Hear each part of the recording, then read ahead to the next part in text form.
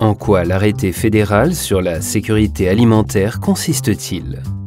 En 2014, l'initiative pour la sécurité alimentaire a été déposée.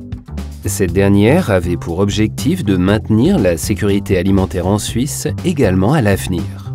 La sécurité alimentaire signifie que la population dispose en tout temps de denrées alimentaires de bonne qualité, à un prix abordable et en quantité suffisante.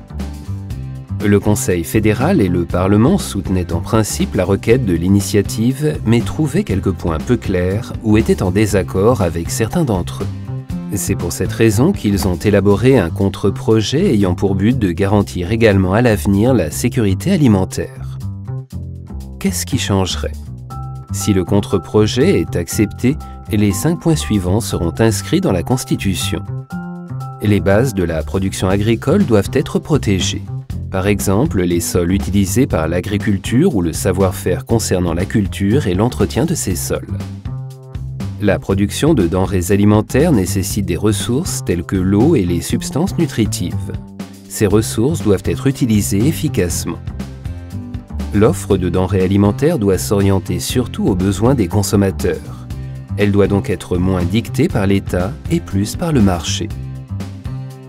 La Suisse dépend des marchandises de l'étranger, par exemple les denrées alimentaires, les engrais ou les machines. De bonnes relations commerciales au niveau international sont donc essentielles.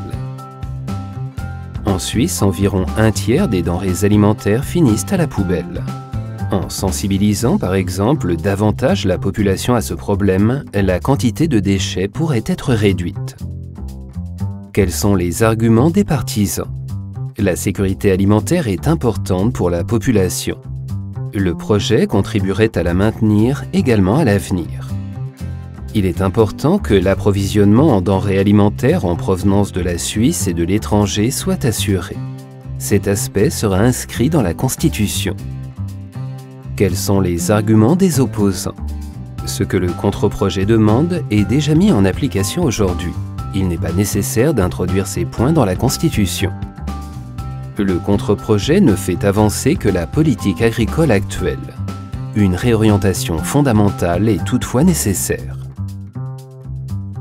Si tu souhaites que l'arrêté fédéral sur la sécurité alimentaire soit accepté, vote oui. Si tu souhaites qu'il soit refusé, vote non.